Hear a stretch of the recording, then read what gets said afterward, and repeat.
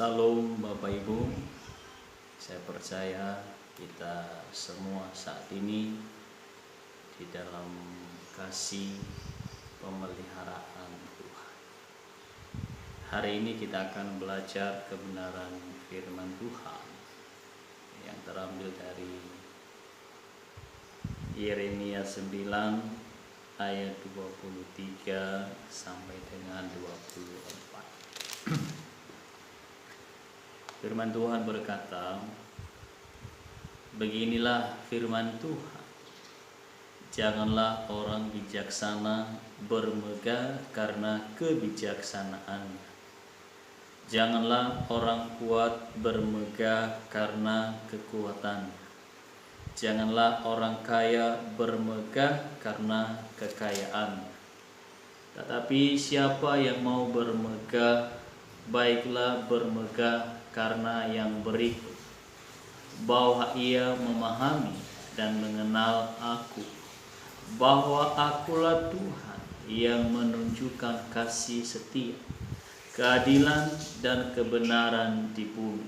Sungguh semuanya itu kusukai, demikianlah firman Tuhan. Nah, Bapak Ibu yang dikasihi oleh Tuhan, tema kita hari ini adalah mengenal Allah. Mengenal Allah adalah temuan yang besar. Memahami Allah adalah pemahaman yang benar. Melakukan kehendak Allah adalah pekerjaan yang mulia. Nah, Bapak Ibu yang dikasihi oleh Tuhan, ada seorang filsuf dari Inggris. Dia adalah seorang yang tidak percaya Tuhan. Namanya Anthony Collins.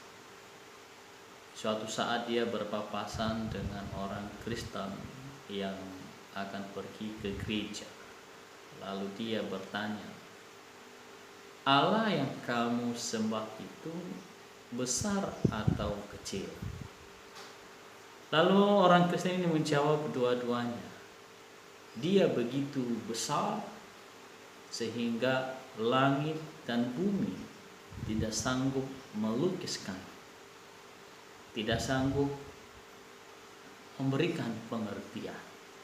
Ia juga begitu kecil sehingga dia berada di dalam hati kita. Nah, Bapak Ibu yang dikasihi oleh Tuhan, ketika Anthony ini mendengar jawaban itu, dikatakan bahwa Anthony Collins menjadi seorang petobat dan dia menjadi murid Kristus karena dia memahami bahwa Allah itu maha besar, Allah yang maha kudus, yang maha agung, bisa tinggal di dalam hati manusia dosa. Artinya bahwa tanpa pengenalan yang benar akan Allah, maka kita tidak memiliki pengenalan yang benar tentang diri kita sendiri. Penting bagi kita bahwa kita harus mengenal siapa Allah kita, siapa pemilik hidup kita, siapa pencipta hidup kita, siapa yang berdaulat atas hidup kita, siapa yang memberikan kita segala sesuatunya. Maka kalau kita memiliki pemahaman yang benar tentang Allah yang kita sembah, maka itu akan menolong kita, memampukan kita untuk mengenal siapa diri kita.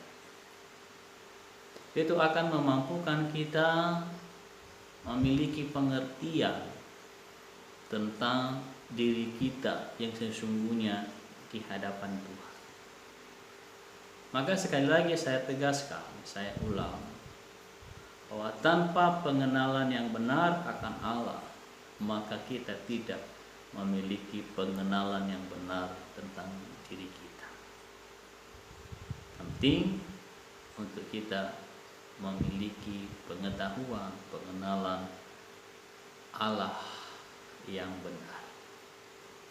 Lalu Bapak Ibu yang dikasihi oleh Tuhan, apa tanda-tandanya bahwa kita mengenal Allah? Yang pertama adalah kita menjadi orang yang rendah hati.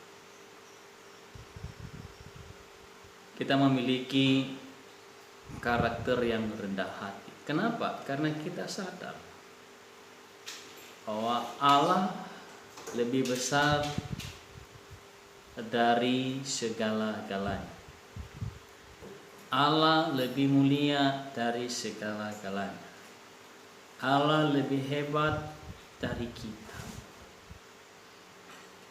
Kita mengenal diri kita.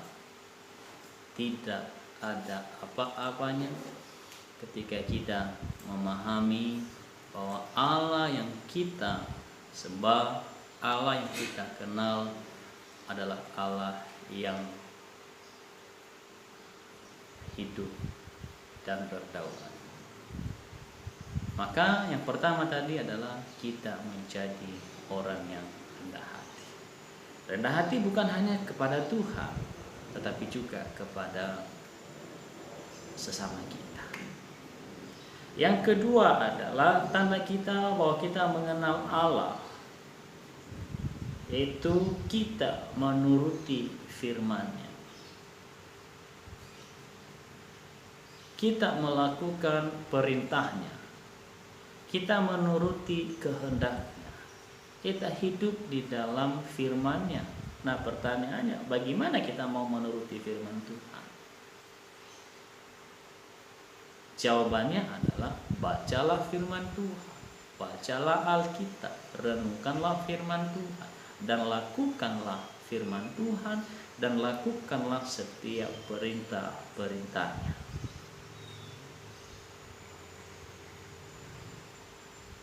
Karena firman Tuhan berkata, hendaklah kamu menjadi pelaku firman, bukan hanya pendengar saja. Semua orang bisa mendengar, semua orang bisa mendengar dengan baik, tetapi belum tentu jadi pelaku yang baik.